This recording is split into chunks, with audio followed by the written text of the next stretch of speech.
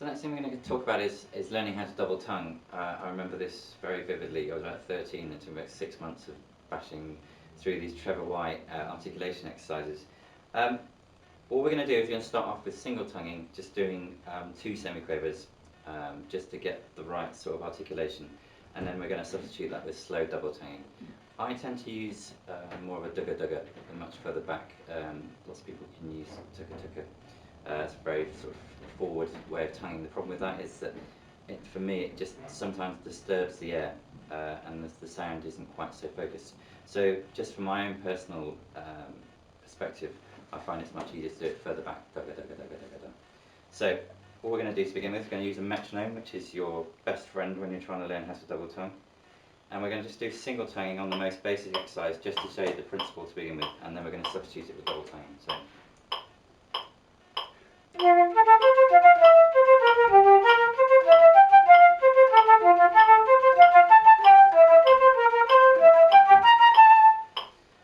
we're going to put the metronome up a bit, and we're going to substitute it with double tonguing. So it's going to go from 96 to 126, is just the tempos that I'm using at the moment.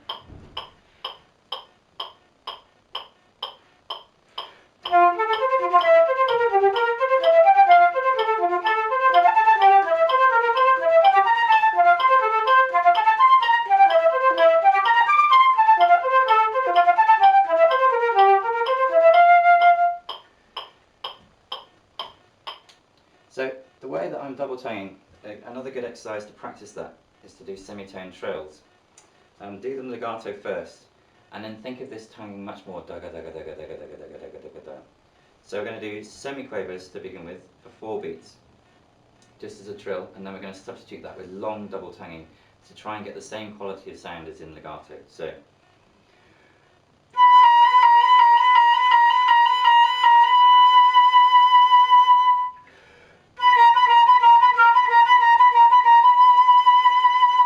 What you'll find is that the g sound, or the k sound, is not as strong as the first beat, so the t or the d.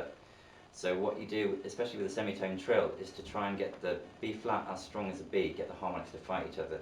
And then when you're doing the same thing with the tonguing, is to really concentrate on the airspeed and the focus, so that you get a consistent sound, rather than being, tucka, tucka, tucka, or dugga, dugga, dugga, but really almost try and accent the soft part of the syllable. So almost you can try reversing it, so you can go gada gada gada gada gada gada gada gada, or kata kata kata kata kata kata kata kata kata, but try and get them to match up to the same. So the same exercise.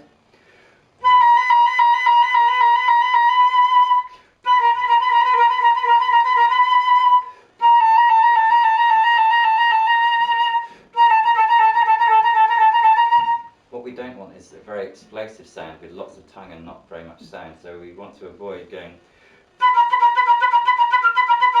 It's very uneven, and also you can hear there's quite a lot of explosion where the sound is really going out the window. So